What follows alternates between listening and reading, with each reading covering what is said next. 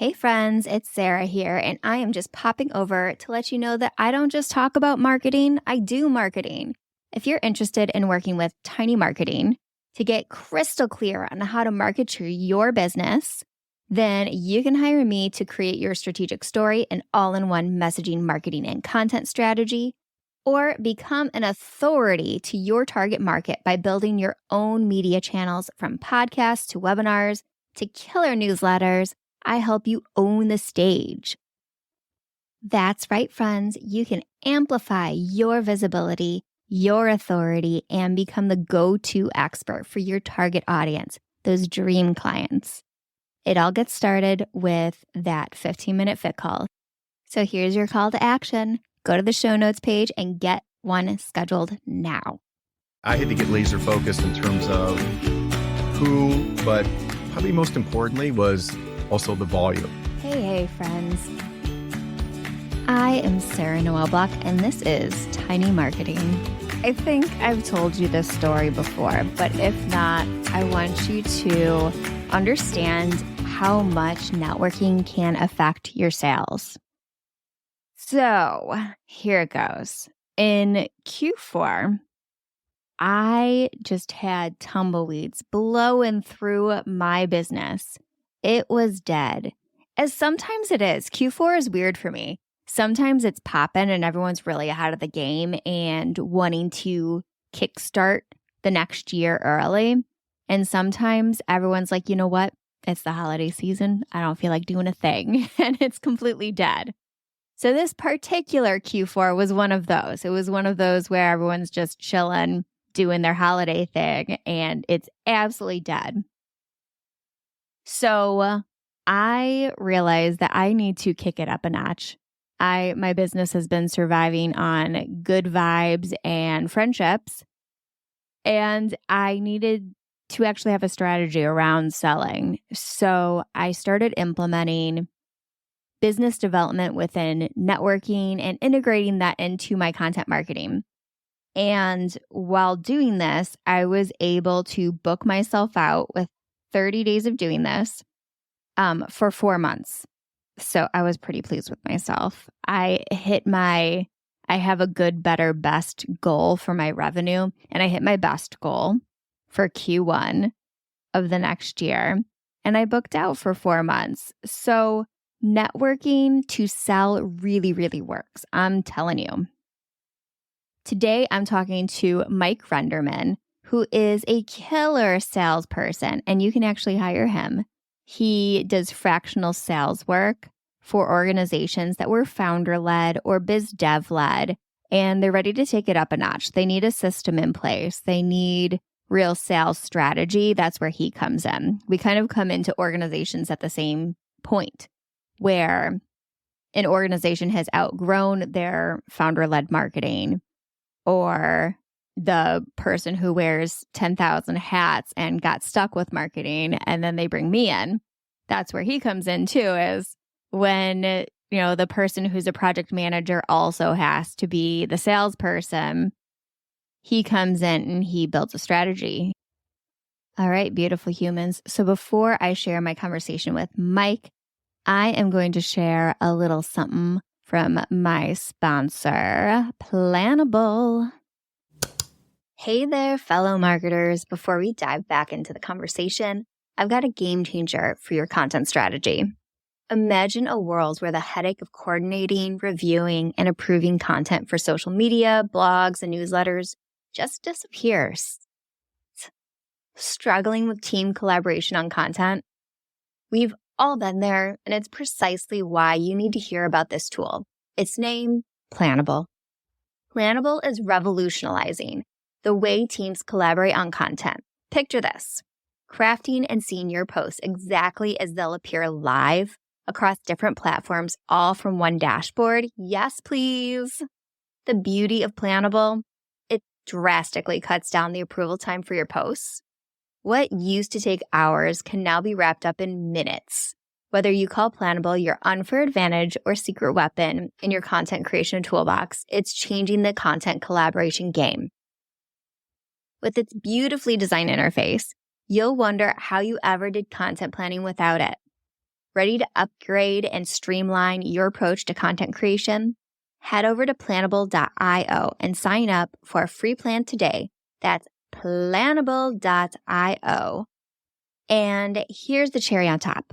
Plannable is giving you 30% off for the first 3 months when you upgrade to any plan that fits your needs.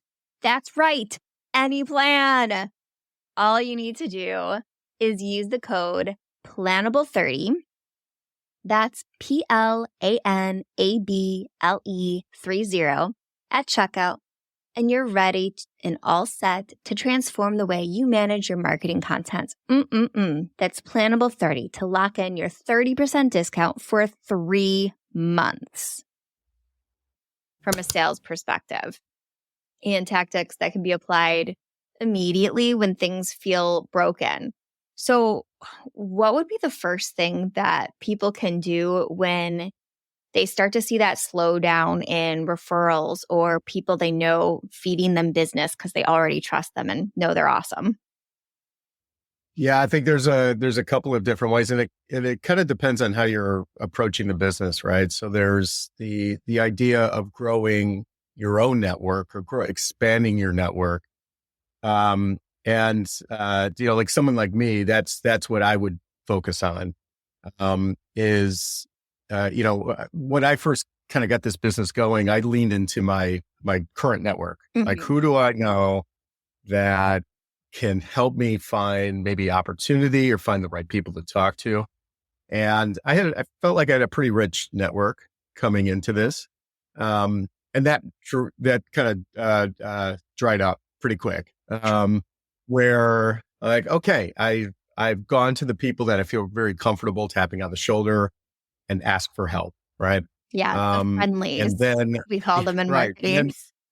So then for me, now it became, okay, I almost have to rebuild. I have to completely rebuild a network that's going to have to look very different than what I've had in the past. I've spent 25 years in corporate, mostly in tech sales, and the people that were in my network, were former bosses, former colleagues, people that work for me, people that I work for, former clients. And when I started this business, I was like, well, that is not the audience that that I'm going to build this business on. So I had to just rebuild it from the start. And that was my big focus for like in a business like mine and in consulting and probably like your business as well. It's, you've got to grow to a point that people know you, right? They trust you, they enjoy working with you, but ultimately they need to feel really comfortable that if they put you in front of a potential client or client of theirs, that whether you end up working with them or not, it's still a positive.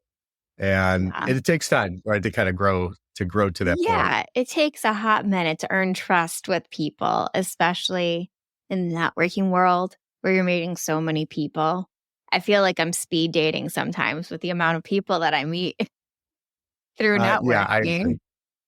Yep. And I knew nothing of this world coming into this. So I kind of came in with blinders on.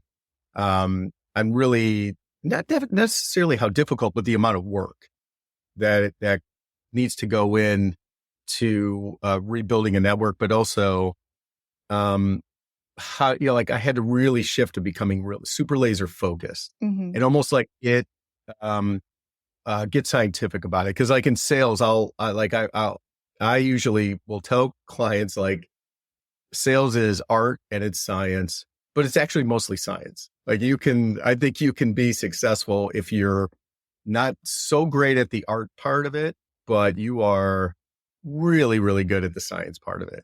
And that's what the networking piece for me started with, was just like the science piece of it. One, I needed to be really smart about who I should reach out to, that I can benefit them. And, eventually I would, there would be a benefit for me. But so I had to get laser focused in terms of who, but probably most importantly was also the volume. And it is funny how the sales acumen, I haven't directly sold in 20 something years. And all of a sudden I was like, oh my God, I'm a salesperson and I have to think like a salesperson and I have to get into metrics like a salesperson. And since I'm my only boss, I had to become my own sales manager. I had to become my own salesperson. And, it took me a hot second maybe to kind of get my feet underneath me. Well, once I did it, it felt pretty good. Yeah, it is kind of crazy how when you are wearing all of the hats, you have to be that salesperson, and it does not come naturally to most people. It's super uncomfortable. And honestly, it's embarrassing to say it. I was riding a wave of getting lucky for 4 years. I didn't have to sell anything because like my clients would refer me to new clients, or people found me organically because I've been creating content from the very beginning. And it took me until this year to realize how important networking was. And this is the first year I've actually made an effort to meet people outside of my immediate network or the people that I interview on my show, which ended up being my network. So tell me, when you say it's more science, I hear like analyze the trends, see which people you're able to help, but also that are more likely to refer you, that likely work with the same customers as you. Is that what you mean by science? Yeah, I think the science part becomes one is ultimately where are you going to provide the best service for somebody, like for a potential referral partner, and ultimately where it'll come around at some point, right? And so some of it was by trial and error.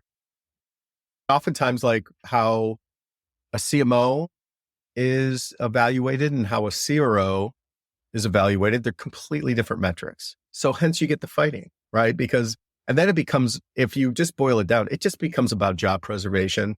It really And does. and it comes down to like monetary. And if you can eliminate that from the decision processes, you can get the two working well together. All right, tangent over. All right. But marketing for me, big, huge, and also finding people that focus on, the right type of industry. So I have a pretty heavy tech background. So that's probably where I end up playing a little bit more. And then like ancillary, there's certain parts of like manufacturing businesses that I feel pretty comfortable with. So finding people that focus in that, and they focus from an HR standpoint, from a marketing standpoint. Marketing is key for me. HR is key for me. Probably the most important role that I can connect with is somebody that does interim CFO work, because I like for somebody, if I'm going to help fix sales, an interim CFO is looking at the inflow and the outflow of money, and they see where all the cracks are at. Yeah. So this is something that I just kind of found through my trial and error, is that someone that plays that role is like, they really understand, and they can understand when things are broken in sales. The other role that I found that I didn't even, honestly just didn't know they existed was like executive coaches or business coaches, people that are kind of directing a sales, a founder, owner, CEO. And so for me, these were all kind of like roles. One, I didn't even know that this world existed all that much. Two, and it took some trial and error, but once I got into a rhythm of it, now I've identified, who are the right people to focus on. And then it became a numbers game for me. What I started doing, because I had no client engagement, so all I had was time available to me. And the way I was going to spend that time was to fill it up with one-to-one networking calls, really learning and understanding, the sort of the world of businesses that are out there, and try to understand how I can help them. So for me, what I did was I used LinkedIn Navigator. I'm by no means a LinkedIn representative here, but it is a fantastic tool when you're starting to build a network, You can because you get can really go in there. granular. You can get really laser focused on like where they're located, what they focus on. If you're already networked through them, either like first or second degree. So I use that. And then I would look for like fractional CMO or outsourced HR. And so the rhythm I got into on that was I wanted to get set up 4 meetings a day for future days and essentially run 20 networking calls a week. It felt like that was a really strong number. And that was probably about the extent of what my brain can handle. Like Yeah. it and I'm a bit of an introvert to begin with. So it's a lot of energy for me to It's go mentally into a networking exhausting. call. Even though I'm good at it, it's exhausting. So I'm like, okay, so 20 is where I want to go per week, which means if you get into the right rhythm, you're running about 4 meetings a day, right? And in order to do that on a continuous basis, I'm setting up 4 meetings a day for future days and weeks. So the rhythm that I got onto this was, okay, if I put out, what I focused on was connection request. Mhm. So I didn't use InMail because it's always, have you ever gotten an InMail that you go, Yeah. God, that's great. I love I this. never ever respond to InMails. Well, it's just creep factor stuff. I don't Yes, know why, but it doesn't work. So connection requests are the way to go, at least that I found. that was my And experience too. what's that? Oh, that's your I had experience? the same experience. Yeah, and it's expensive if you lean into doing InMail. Mhm. But if you do on connection requests, um, essentially you're paying for that LinkedIn license or LinkedIn Navigator license, but you're not having to pay for additional InMail. And so your hope is that people will connect with you. And so what I found is in the language that I used, one is I would only focus on first and second level connections. I didn't want to go to third because I just felt like that was too far of a world away. Oftentimes, if you have a second connection, you're usually attached to a couple of people. So my language in my message on the connection request was, hey, we're connected to some of the same people. I see you're focused on outsourced marketing. And the key, I think, in all the messaging, and actually, Sarah, this is how you connected with me, and it needs to be truthful and heartfelt. But the key sentence of all this is, hey, I want to learn more about your business as a potential resource for my clients. And so let's connect. And I think people that understand, I'm focusing on other consultants. They understand that building a network and continuing to build a network is important. And if you're coming across as more of like, I want to learn about you and I want to see if I can help you, people are more apt to want to connect with you. But you also can't do that and then turn around and go, okay, give me. Yeah. It You Whenever I you go have to into go, a connection call, I look for what I can give first and I like jot it down. Like, who would make sense to introduce them to? What communities am I part of that would be beneficial for them? I just try and have a couple things ready to give them. yeah. If anything, just understanding to listen to their kind of what they focus on their business, understand maybe what's going well, but also understand where are they trying to grow, where are they lacking, or and if there's something that you can do to help there. As I'm building a business, it's not like I had hundreds of clients already that I can lean to and say, hey, Sarah, I'm going to connect you with this person right away. But I also have 25 years of a network Yeah. that I've And built you're up. actively building your network. So you're meeting new people you can introduce them to. And that Right. is hugely valuable for anybody who's listening and doesn't think that's valuable. You just introduced me to someone last week and they did turn into a client. So thank you. Oh, good. Well, good. Okay. I know she actually emailed me. She was like, oh, Sarah's great. Thanks for connecting. I'm assuming that was, you were going to probably work with her, but I didn't want to pry. So, Well, well, there good. you go. Glad I that gave worked. it to you anyway. We're starting tomorrow. Awesome. Um, so to get back to the science piece of it, so I've identified the who, and then I've started identifying what do I want to do. You have to kind of play within the rules of LinkedIn Navigator, meaning you can't really put out more than 20 to 25 connection requests a day, or you start getting flagged. True.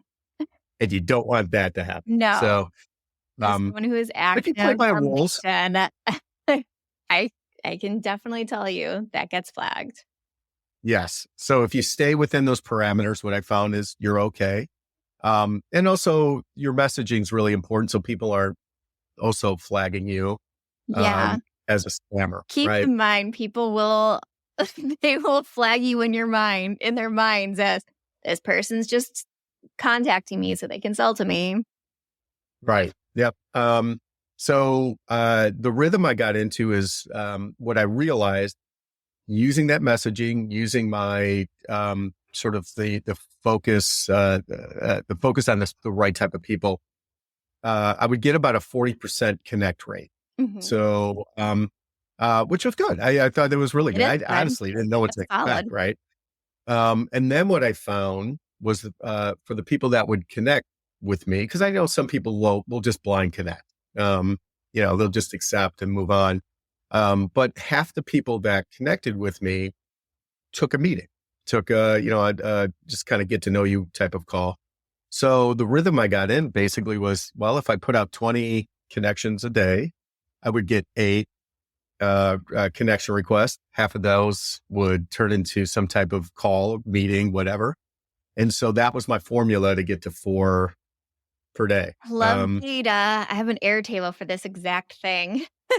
Yeah, you know what? It's, it took me a little time to find the rhythm of it. But once I did, now and also as I'll go through the ebbs and flows in my business. Now, as I'm getting my first wave of clients, I'll have more of the challenge like you had, Sarah, right? Like, okay, I'm busy. Now I gotta, like before I had all the time in the world to build a network. And I took advantage of the time. So now I'll have that challenge of putting the time aside and making sure that you're still having a level of priority on it. Yeah. Because that's the other thing I hear, especially from all of the different consultants and fractionals that I've talked to, is how they've got so busy, they completely abandon. I can walk you through how to make it work. Do it. I have my Monday marketing. So for the first 4 hours of every Monday, I do all of my marketing for the week and all my biz dev. So I'll do all of my outreaches at that time too.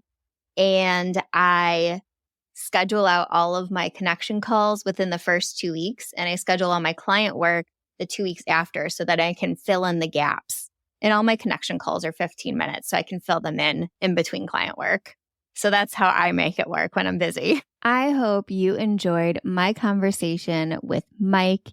And if you are interested in working with him, all of his links are in the show notes page. He is brilliant salesperson, and he can really help you go from willy-nilly selling to actually having a strategy and making it work for your business.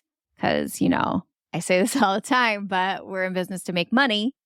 And if you're a marketer, the whole point of the business is to make money. And we're here to drive revenue and make it easier for salespeople to get those sales calls. So that's what it's all about. So make sure to check out Mike.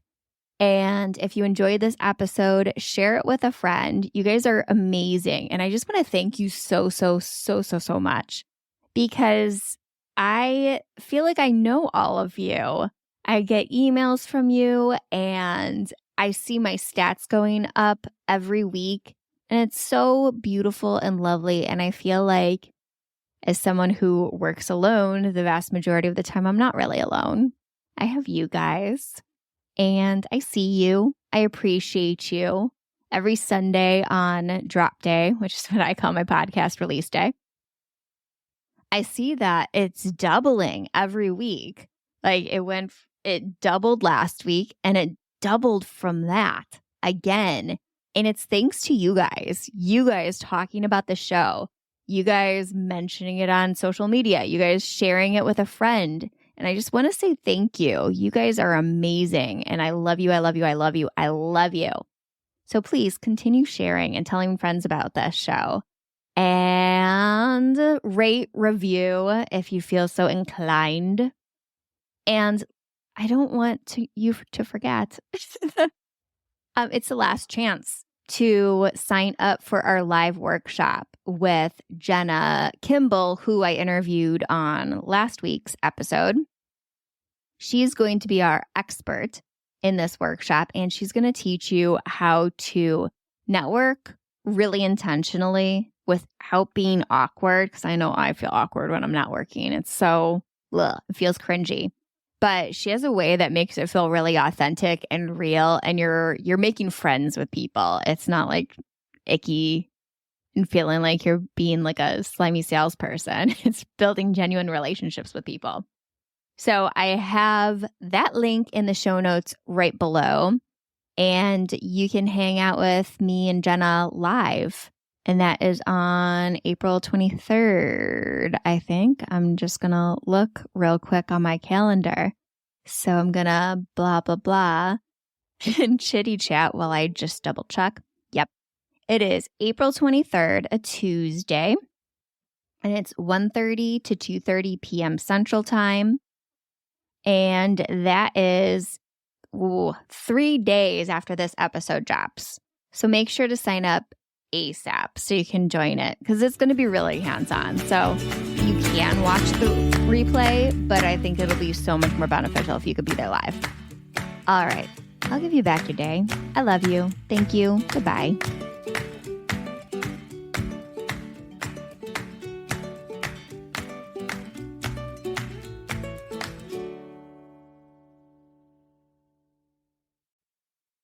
Hey friends, it is time to block your calendar for April 23rd at 1:30 p.m. Central Time, because me and my guest co-host, Jenna Kimball, are hosting 5 ways to network without feeling awkward. If you're ready to learn how to make networking a game, serve first, test out your networking, and craft your perfect elevator pitch, then join us live April 23rd, 1:30 p.m. The link to sign up is in the show notes. And if you can't attend live, I hope you can. But if you can't, you can get the replay. So I'll hope to see you then. Bye-bye.